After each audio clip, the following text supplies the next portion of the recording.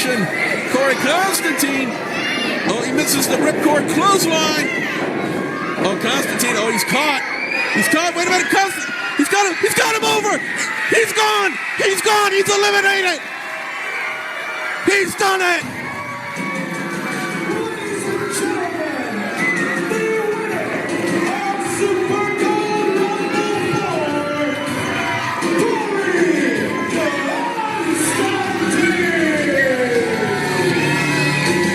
Konstantine has done it! Konstantine, the amalgamation. Call him what you will, but you will call him the winner of Super Gold Rumble 4. You will call him the new #1 contender for the PW 225 Heavyweight Championship.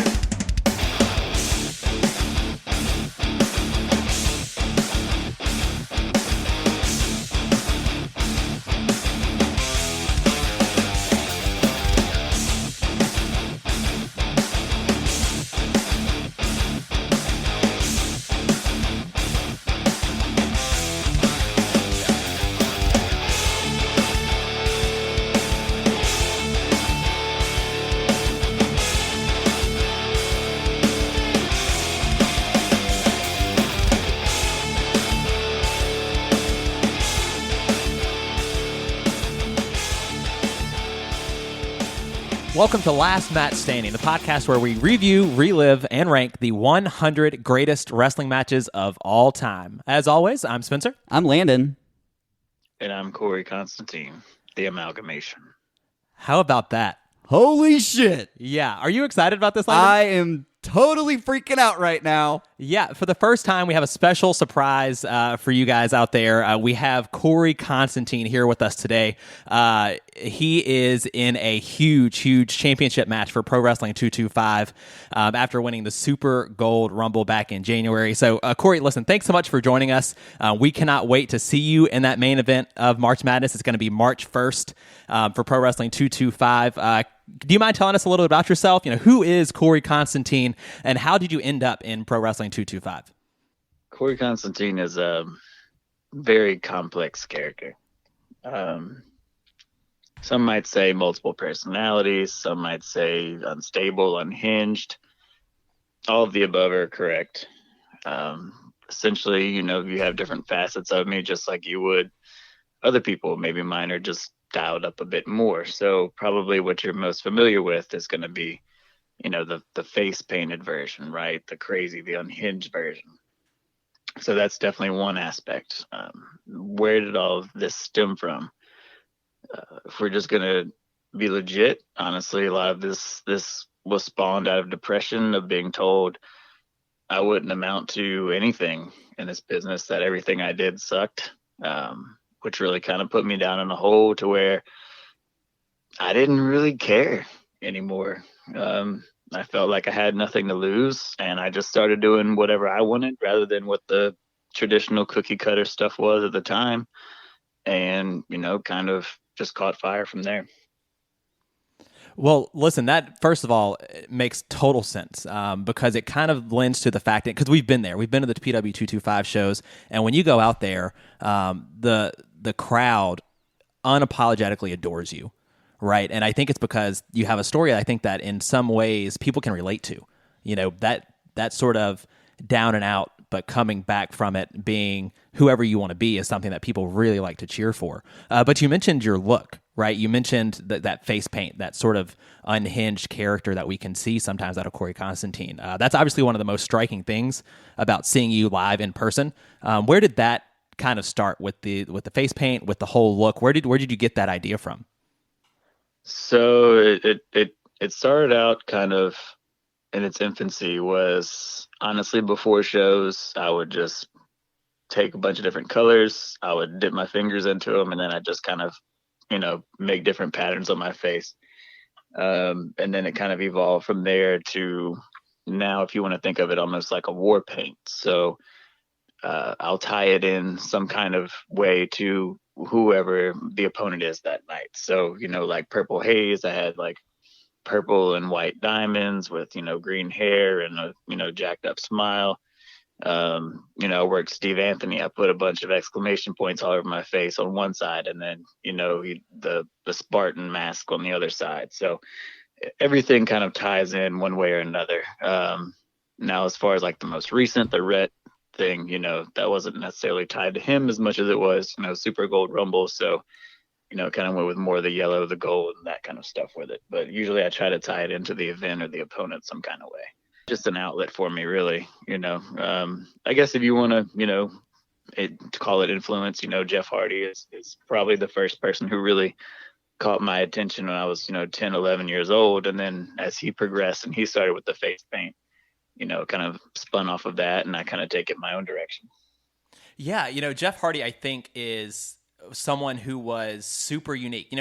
He had that charismatic enigma tagline with him, and that's something that I think you bring to PW225. And listen, guys, if you haven't seen Korey Konstantine in person, or you don't know the look that we're talking about, definitely follow him on Instagram at Korey Konstantine, and we'll drop it below in the show notes so you can go follow him on Instagram, because you'll be really, really impressed, not only with his style and how he looks and how he ties that into all of his matches, but you'll be able to see how he has got himself ready to go for this March Madness match. So I do want to go there with you. You won the Super Gold Rumble in January, right, at Super Gold 4, and now that has earned you a championship match.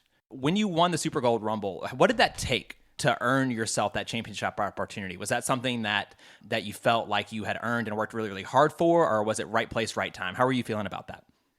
When you go into those kind of matches, it has to be a little bit of everything. You have to know that you deserve, and you deserve to be there.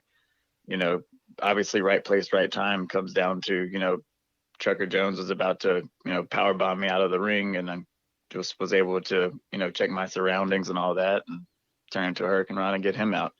So, it all comes into it, but a lot of it is just tenacity. A lot of it, you're going into a slugfest. There's not a whole lot of slams and movement as much as that's a lot of punching and kicking. So it's just staying tough and really trying to hold on as hard as you can, so prepping for that, I would do a lot of just hanging from, a pull-up bar and stuff like that, and deadlifts, just trying to work up the grip strength to make sure I could hold on. No, absolutely. We talked a little bit about Mad Dog Gil Gracie, longest reigning PW225 heavyweight champion in history. He's been in the ring with a man like Dan Severn. What's your strategy going into a match against someone like him? You really, there's the keep your friends close, keep your enemies closer tagline, right? So, just kind of reviewing his style, his matches. He's a legit shooter. He's got a jiu-jitsu background. He's a badass. Let's call it what it is. But just like Steve Anthony is the exclamation point, maybe we call Gil Gracie the asterisk. What is he without Big Ramp? That's something that I'm going to keep my eye out for, and I'm going to have to isolate Ramp, because far too many times he's cost other people the opportunity to take that title away from Gil. So we'll call him the asterisk for now. Do you think that you have something different that for the last year plus hasn't been able to be done? Do you have what it's going to take to isolate Big Ramp and take the strap off of Gil Gracie? I mean, I love that you call him the asterisk. I think that's perfect, because we've been there and we've seen it time and time again where Big Ramp has cost anyone and everyone a shot at that title. What are you going to do differently that can assure that won't happen? Gotta keep eyes in the back of your head, right? I mean, so when I think that I'm going to have the advantage and things like that, unfortunately, I'm going to have to kind of split my attention, whenever I'm up and trying to put them away. That's something I'm going to have to watch out for. Outside of that, I mean, Gil likes to put people away with either that loaded elbow pad or the loaded elbow pad, coming from the top rope. So when he's in the air, he's vulnerable. He's not on his feet anymore. So, maybe that might be the right opportunity for me to strike and take advantage there. Well, I'll tell you what, we cannot wait for the big match. We're going to be there cheering you on front and center for your well-deserved championship match. We really can't wait to see it. The good news is that if you haven't seen this match, PW225 did a really, really great thing, and they actually uploaded all of Super Gold 4 online. So I think it's on YouTube. It's on their Facebook page. So if you want to go see Korey Konstantine and his incredible win and Super Gold Rumble, you can absolutely find it there. Korey, I know I mentioned your Instagram earlier. Is there any other place that people can follow you at? Twitter, Facebook, anything like that? Yeah, so Facebook, just find me, Korey Konstantine, Korey Konstantine. Long name, but even better, images, content, things like that. Outside of that, Instagram, same thing, at Korey Konstantine. Twitter's being revised right now, but I'm very active on Instagram, probably more than anything else. So if you want the good stuff, that's where you'll check me out at. Perfect. And we'll definitely drop that below in our show notes so that you guys can find Korey Konstantine, because it's really, really cool stuff to see. But to Landon's point, yeah, we will absolutely be there for March Madness. It's going to be really, really awesome. We can't wait to see you to go after Gil Gracie. But I know it could be thought that this is maybe the most important match in your career so far. What would you say as far as getting you into wrestling and as far as building you up? What match do you think is the most influential that you had growing up into this business? So I can recall very vividly two matches. So one of which was Austin and Rock. I think it was WrestleMania 17. But the one that really, really sticks with me was, Jeff Hardy versus The Undertaker and that ladder match on Raw. I think it was 2002, 2003, somewhere around there. JR's calls on that match was on point. I mean, they stand the test of time to this day. Climb the ladder, kid, make yourself famous. And, then probably the biggest thing was, Jeff Hardy took a big time ass kicking throughout that entire match. And at the end of it, he stands up and he says, Taker, you haven't broken me. I'm still standing. And then Taker comes back and looks like he's about to just lay him out, raises his hand, and the rest is history. Jeff Hardy was made from that day forward. But just that, and how he just refused to die and stay down that was just the biggest thing for me, because like I said before, just being a huge Jeff Hardy fan growing up, and that was his first, real world title opportunity was, man. And it was on cable TV. Come on, you can't beat that. Insane. Yeah, I think it could be argued that could be one of the best matches in Monday Night Raw history. Oh, absolutely. You can't beat a ladder match on free cable TV. That's just good stuff. Correct. You're absolutely right, though. It was July 2002, so you're spot on there. And I actually see some similarities. I know with the Mad Dog Gil Gracie, it's not a ladder match, but I do see some sort of similarities here as far as someone that's proven as champion. The Undertaker was very proven as the WWE champion at the time. Gil Gracie obviously has been successful for over a year with that championship. And Jeff Hardy was made in that match, but he was someone that was scrappy and someone that was going after the Undertaker in a way that he wasn't used to. Do you draw any comparisons to that matchup with Mad Dog? I hadn't thought of it, but I think you're pretty much spot on there. I mean, you're damn near going to have to make my heart stop beating to beat me this time. I've worked way too hard from this. If you really want to know the full story, the full circle, if you want to call it a redemption story. I mean, March 2017, I blew out both of my knees simultaneously. I was in a wheelchair for months. Took me over a year to recover and get back in the ring. Since then, I've had high ankle sprains, torn pecs, fractured heel, just about everything you can imagine, concussion, and I'm still here. I'm still climbing, and I'm still scrapping. So if all of that didn't stop me, Gil's got his work cut out for him, man. Well, I'll tell you what, the drawing comparisons between the ladder match from Monday Night Raw and your meteoric climb in Pro Wrestling 225 is easy to do. The match that we were talking about here is designed to make the crowd fall in love with Jeff Hardy. And there wasn't a person watching that match that wasn't completely behind him and completely convinced that he could win that match. And I think that's what the fans feel for Korey Konstantine at this moment. I think it's time. I can only hope so, man. That for probably once in my life, I felt overwhelmed, positively in the ring after winning that Super Gold Rumble. I wasn't expecting all the streamers to come flying in. Definitely wasn't expecting the crowd to be so excited, that I won, and just hearing them really get behind me really over the course of the night. And I mean, if I look back on it, since months past, whether I was doing dastardly deeds or, kissing babies, it didn't really matter. They were still there. And for all of that to come full circle it's surreal. I've only wanted this since I've been 10 years old. So it's a dream come true at this point. We could not be more proud or more inspired by your story, and we can't wait for March Madness. Don't be surprised, Korey, if while you're very much in the zone, you won't even notice. But there's a very real chance that you'll hear someone that will probably sound like me yelling from the crowd, "Go ahead, kid, make yourself famous." Yeah, we're gonna do it. Oh, it's happening. Yeah. It's gonna happen. You're gonna pop me in the middle of the match. No corpsing in there. Yeah.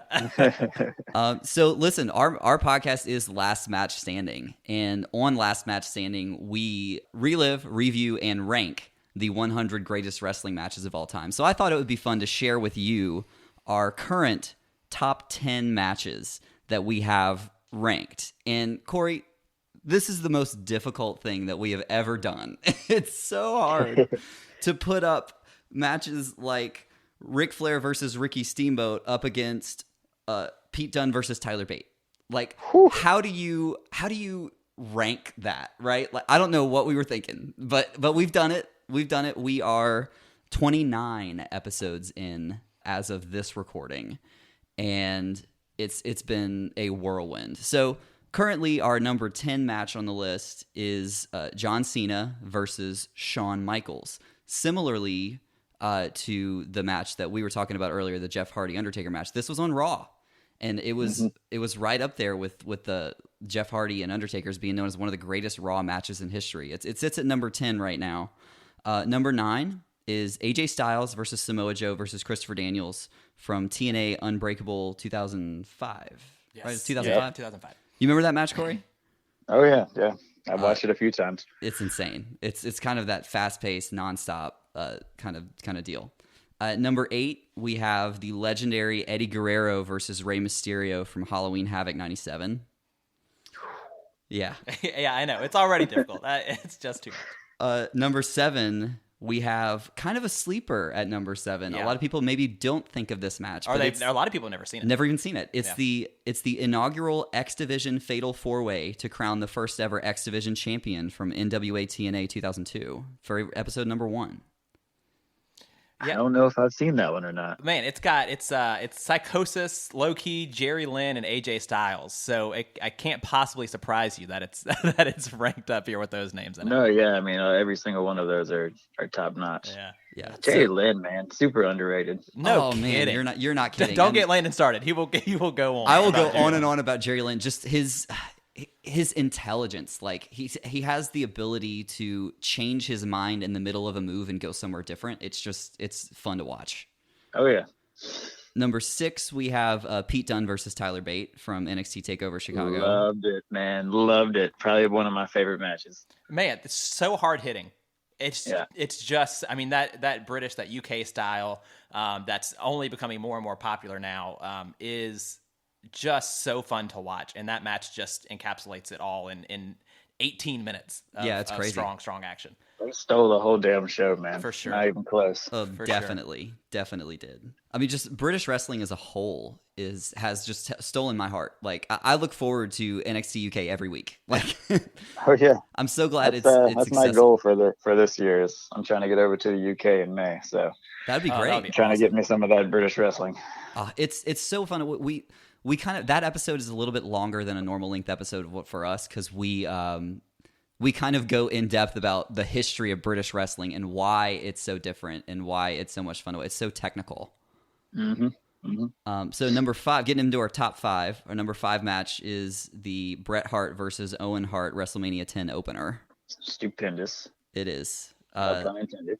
Number 4 is Ric Flair versus Ricky Steamboat from this was their Wrestle War 89. Yeah, so this was the last one of their trio. All right.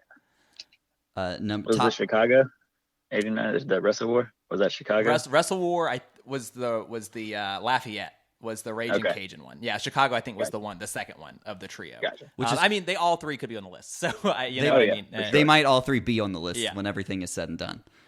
Top three. Number 3 is the one that I thought was going to be number 1 at the end of everything, and it's number 3. I can't believe it.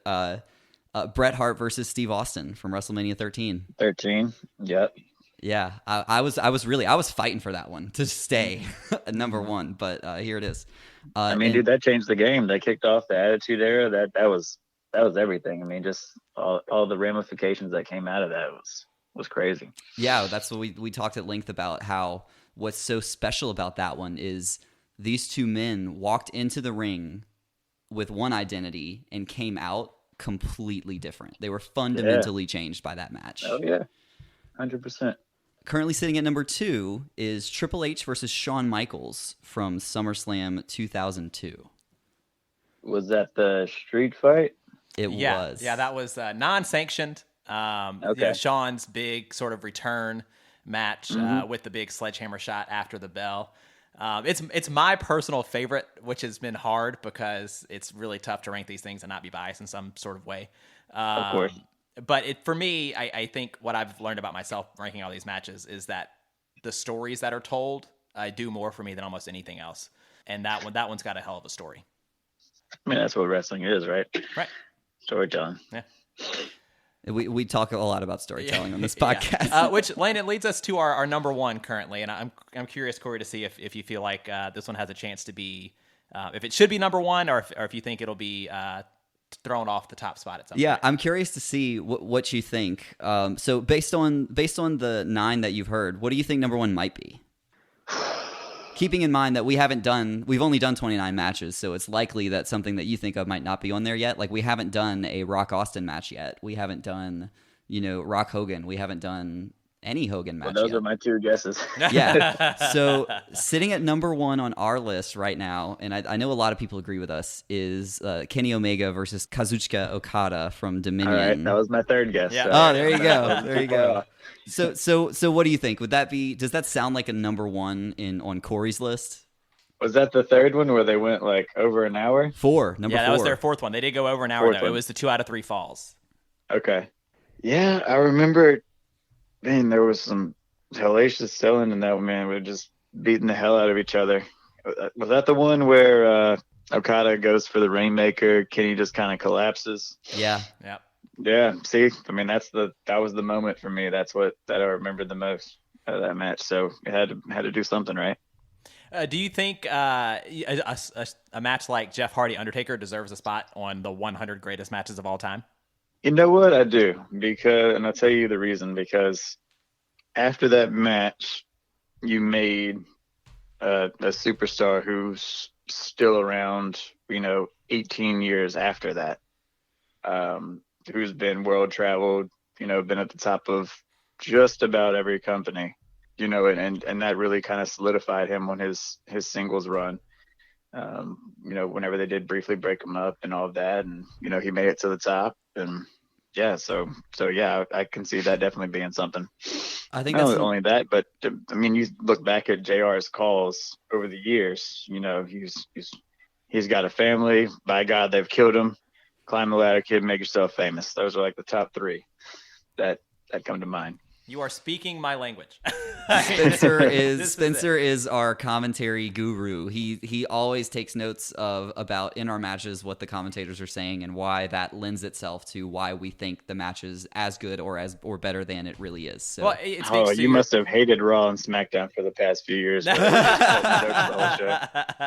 There's been less and less memorable moments. That's for sure. But it speaks to your point, kind of, Korey, about how wrestling is storytelling, and when you have a good commentary team, I think that drives a story like it's supposed to. It drives it in such a positive direction and really just builds on what the guys are doing in the ring.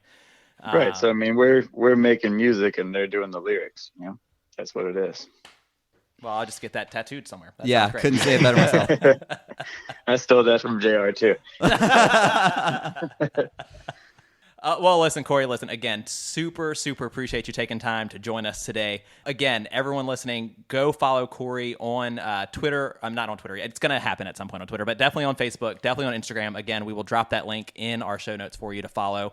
But listen, we're only a week and a half or so out from March Madness, your championship match against the Mad Dog Gil Gracie that you definitely earned with that Super Gold Rumble win in January. And we are going to be there to cheer you on. We are super amped for you, and we just wish you the best of luck, man. No doubt, I appreciate it. Need all the support I can get, right? We think you're gonna do so well. We can't wait to be there front and center. Again, that's gonna be March 1st at the LM Lockhart Center in Denham Springs. Bell time is 3:00. You do not want to miss this show. In my opinion, it's the biggest card in Pro Wrestling 225 history. Just the way the buildup has been. I'm so excited. So you can get your tickets at Pro Wrestling 225 Facebook page or email them directly at prowrestling225@gmail.com.